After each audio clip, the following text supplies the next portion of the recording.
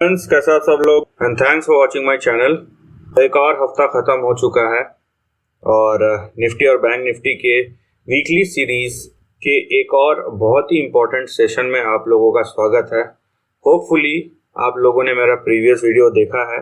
अगर देखा है तो होपफुली आपको पसंद आया होगा, क्योंकि हमारी कोशिश रहती है यहाँ पे इनफैक्ट कि लोगों को डायरेक्शन मिले, ना कि ये बताया जाए कि क्या हो रहा है बाजार में, क्या नहीं हो रहा है।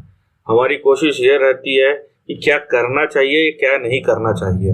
तो ये एक बहुत बड़ा डिफरेंस होता है कि आप किसी को प्रैक्टिकली गाइड करें और किसी को न्यूज़ बताएं कि ये न्यूज़ है, यहाँ पे ये हो रहा है, वहाँ पे वो हो रहा है। लेकिन ये मत बताइए कि उसके सामने कितना बड़ा रिस्क है या कितना बड़ा रिस्क नहीं है।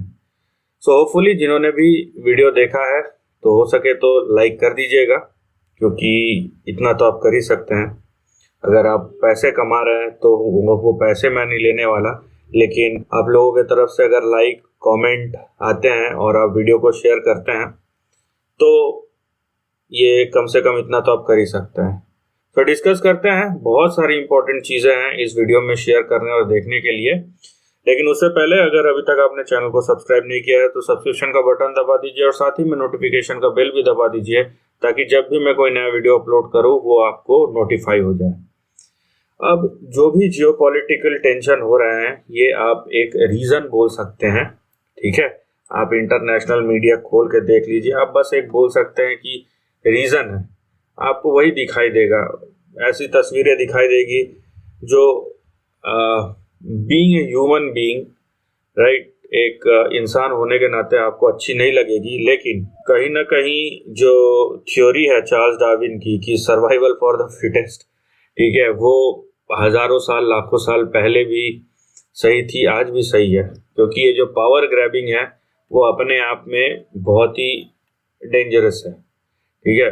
कि किसी को भी जितना संतुष्टि, जितने चीज़ों से संतुष्ट होना चाहिए वो होता नहीं है, लेकिन ये देखने में ज़्यादा बिजी है कि दूसरों के पास क्या है। नाउ आखिरी दिन फ्राइडे को आपने देखा कि एक बहुत ही चैलेंजिंग सेशन के बाद एक शार्प आपके पास बाउंस बैक आया है, नो डाउट। अभी मैंने ग्लोबल जो यूएस का पेज है वो क्यों खोला है, क्योंकि मुझे चेक करना है, आपको दिखाना भी है। कल वहाँ पे विक्स 30 के आसपास था। प्री मार्केट में भी अगर आप देखेंगे विक्स का फ्यूचर वो भी आपको मिल जाएगा। उसके लिए आई थिंक यहाँ पे आपको फ्यूचर दिखाई दे रहा होगा, ये नेगेटिव है। तो हम विक्स का फ्यूचर देख लेते हैं कि क्या चल रहा है, तो आपको पता चल जाएगा वहाँ पे, राइट। ये विक्स का फ्यूचर है जो आपको अभी भी 29 के आसपास इंडिकेट कर रहा है। तो कहीं से भी विक्स कम नहीं हुआ है, राइट। और उसके बाद मैं जैसे कि बोल रहा हूँ, यहाँ पे जो हमारी मंदी है वो कहीं ना कहीं इंटरनेशनल इवेंट से लिंक्ड है, बहुत ही गहरे तरीके से। नो डाउट कल ये यहाँ पे एक शार्प रिएक्शन आया है। आप ये नैस्डैक का चार्ट मैं आपको दिखा रहा हूँ, 12,500 से यहाँ पे 500-600 से आप देखिए 13,473। तो अगर आप देखेंगे तो कम से कम यहाँ पे 800% पॉइंट या 900 पॉइंट का शार्प बाउंस बैक आया है, 6 से 7% का। अगर आप नीचे से देखेंगे तो एक इंडेक्स 6 से 7% मूव कर रहा है, ये बहुत बड़ी बात है। लेकिन यहाँ पे बड़े ट्रेंड की जब आप बात करते हैं, मैंने पिछले बार भी बोला था, यहाँ पे देखिए कि यहाँ पे जो ट्रेंड है वो बिगड़ चुका है। आप मैकडी देखिए, नेगेटिव क्रॉसओवर हो चुका है। तो यहाँ पे आपको जो इंडिकेशंस मिल रहे हैं, बड़े ट्रेंड जो खराब हो चुके हैं ना, बड़े ट्रेंड उतनी जल्दी खराब होते हैं। यहाँ पे देखिए डाउ जोन्स पिछले हफ्ते नहीं था, अभी यहाँ पे नेगेटिव इंडिकेशन आना शुरू हुआ। तो जो बड़े ट्रेंड है वो ना जल्दी खराब होते हैं ना जल्दी सुधरते हैं, ये बात याद रखिए, ठीक है। तो अभी अगर आपको बहुत तेजी से कुछ मिल रहा है ना, तो मैं बोलूँगा अच्छा है। उसका रीज़न ये है कि अगर ये रुक रुक के करेक्शन होता है तो जो शेयर मार्केट में है, मुझे याद पड़ता है 2015 की तरह अगर करेक्शन हुआ यहाँ पे कि पूरा साल करेक्शन ही हो रहा है, तो वो एक बहुत पेनफुल पीरियड होता है।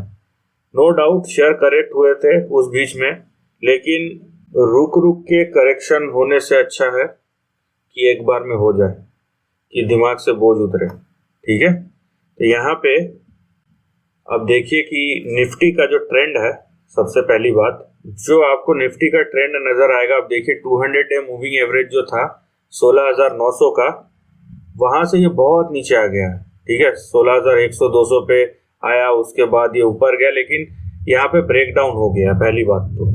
और नो डाउट फ्राइडे को शॉर्ट कवरिंग हुई है, लेकिन यहाँ पे हमें ये लेके चलना पड़ेगा कि ट्रेंड ब्रेक डाउन हो गया है।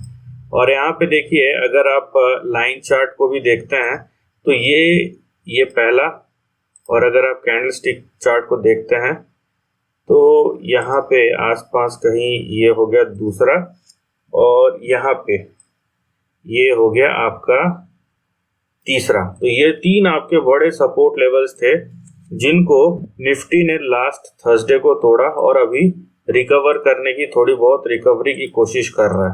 तो आपके 16,872, 16,598 और 16,432 ये तीनों लेवल थर्सडे को टूट गए थे और अभी ये रीटेस्ट कर रहा है। तो यहाँ पे अगर कोई भी अप ट्रेंड होगा तो फिर से इसको 16,900, 910 ये जो लेवल है, ये निफ्टी को कम से कम रिक्लेम करना ही पड़ेगा, जिसके बाद हम बोल सकते हैं कि थोड़ा बहुत अपसाइड आएगा। जो मोमेंटम है अपसाइड की तरफ वो थोड़ा सा जेन्युइन लग सकता है।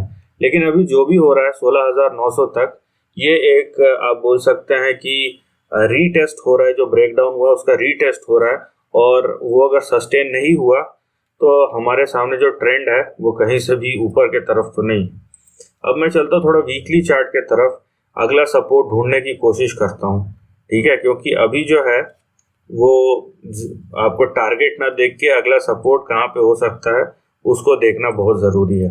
तो यहाँ पे आप देखिए कि निफ्टी में कहीं पे भी कुछ ऐसा मीनिंगफुल करेक्शन नहीं दिखाई दे रहा है। तो in case of bad scenario, देखिए मैं कोई पेंट नहीं कर रहा हूँ कोई picture, in case of bad scenario यहाँ पे आप देखिए वीकली का आपका जो सपोर्ट था वो भी टूट गया था 16,530 के नीचे, लेकिन क्योंकि एक रिवर्सल आया है 16,658 के आसपास क्लोज दिया है, तो तब तक तो ठीक है जब तक ये आपका 50 डे मूविंग एवरेज 16,530 के ऊपर है। अगर इसके फिर से नीचे आया तो अगला सपोर्ट आपका देखिए ये 100 डे मूविंग एवरेज जो आ रहा है 14,300 के आसपास, और आपका सबसे बड़ा जो सपोर्ट होगा ना वो होगा 200 डे मूविंग एवरेज, जो तो अभी 12,800 पे बहुत दूर है। तो इसीलिए मैं इतना पेंट नहीं करना चाहता, लेकिन ये लेवल्स आप ध्यान रखिएगा। यहाँ पे लेवल से ज़्यादा ये सपोर्ट मूविंग एवरेज आप ध्यान रखिएगा।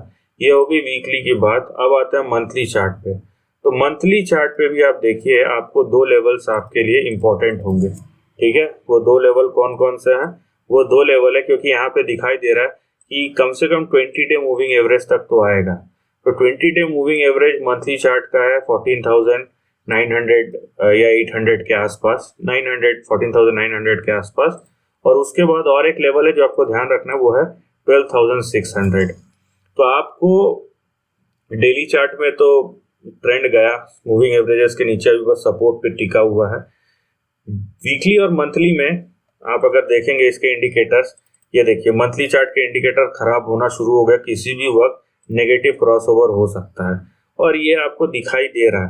तो यहाँ पे मैं कोई अपने से मनगढ़ंत कहानियां नहीं सुना रहा हूँ, यहाँ पे मैं बता रहा हूँ कि अगला आपका सपोर्ट लेवल जिसपे आप जेन्युइनली एक ओवरऑल बाजार में कैसे फ्लरिश करता है, ब्रॉड मार्केट रैली कैसी होती है वो दिखाई दे सकता है, वो है आपके वीकली और मंथली चार्ट के ये दो लेवल, जो कहीं ना कहीं 12,000 से 15,000 के बीच में, ये 12,500 से 15,000 के बीच में आते हैं। ये एक ब्रॉड रेंज है, जिसका रीजन भी ये है क्योंकि विक्स इतना ऊपर है। अगर आप इंडिया विक्स भी चेक करते हैं, मैं आपको दिखा देता हूँ कि इंडिया विक्स भी भले ही आज गिरा है अच्छे से, ठीक है, इंडिया विक्स में आज गिरावट आई है, लेकिन गिरने के बाद भी जो क्लोज है वो 26.8 पे है। ठीक है, ये गया था 33 पे, वहां से 26.8, तो 15-16% आज गिरा है, लेकिन ये 26 भी बहुत हाई है, जो कोई आपका ये नहीं है कि बहुत कम है, तो ये बहुत हाई है, राइट। तो यहाँ पे हमको यूएस के तरफ से कोई इंडिकेशन नहीं मिल रहा है, जो भी मिल रहा है इंडिया में मिल रहा है। अब चलते हैं बैंक निफ्टी में। निफ्टी का आई होप आपको मैंने लेवल्स में इसलिए बता रहा हूँ आगे का ना सोच के, क्योंकि बाजार वोलेटाइल है और हम जिस तरीके करेक्शन में फंसे हैं ना, वो इतनी जल्दी जाने वाली नहीं है। और वो मुझे ऐसा क्यों लगता है, वो मुझे ऐसा लगता है इसलिए है क्योंकि जो बड़े ट्रेंड है ना वीकली और मंथली चार्ट के, वो खराब हो चुके हैं। वो मैं आपको फिर से बोलूँगा, वो ना इतनी जल्दी बनते हैं ना खराब होते हैं। बैंक निफ्टी में भी वही कहानी है कि 36,650 ये आपका 200 डे का मूविंग एवरेज है, वहां से तोड़ के नीचे चला गया। 35,000 का लो बनाया था और आज जो क्लोज हुआ है वो हुआ है 36,430। तो कम से कम 1300-1400 पॉइंट का यहाँ पे बड़ा स्विंग रैली हुआ है, शॉर्ट कवरिंग रैली हुआ है। लेकिन कहानी वही है कि मूविंग एवरेजेस के नीचे ट्रेड कर रहा है और बाजार में इसका बहुत इंपॉर्टेंस है। तो पहले हम देख लेते हैं कि इसकी मंथली और वीकली स्टोरी क्या कहती है। वीकली चार्ट में अब देखिए, ये भी निफ्टी की तरह अपना 50 डे वीकली चार्ट में मूविंग एवरेज तोड़ के फिर उसके ऊपर खड़ा है।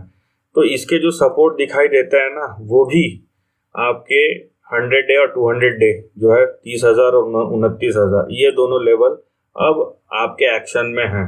इसका मतलब है ये दोनों लेवल आपके आने वाले दिनों या हफ्तों में टेस्ट हो सकते हैं, प्रोबेबिलिटी है। क्योंकि आप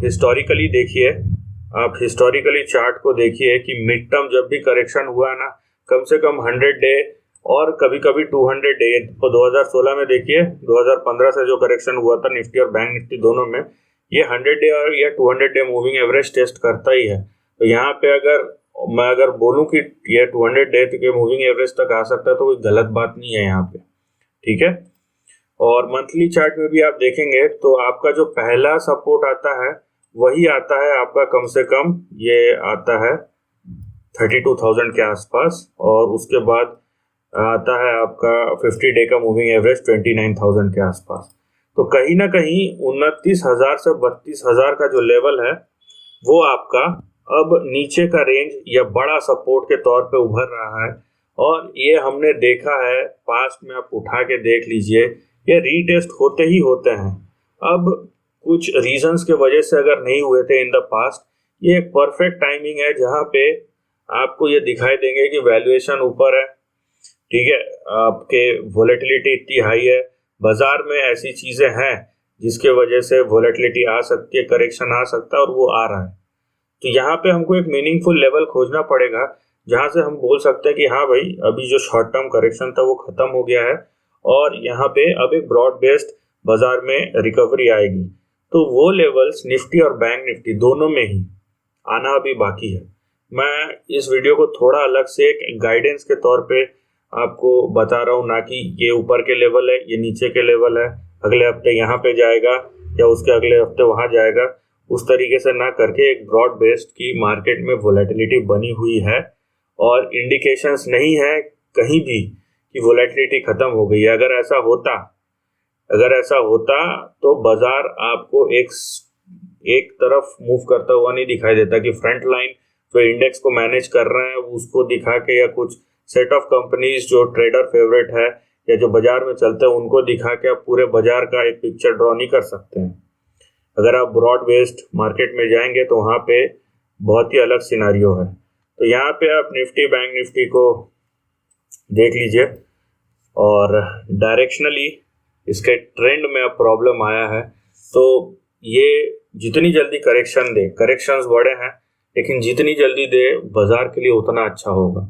अगर ये रोक के देंगे तो आपके अगले कई हफ्ते खराब होने वाले हैं और वो हफ्ते महीनों में बदल जाते हैं। ये भी आप याद रखिए कि 2015-16 में 400 दिन का टोटल करेक्शन था, 390 से 400 दिन। तो आप समझ लीजिए 14 महीने निकल गए। तो उतना लंबा टाइम फ्रेम यहाँ पे वेस्ट करना, ठीक है, तो वहाँ एक फ्रस्ट्रेशन जैसा हो जाता है।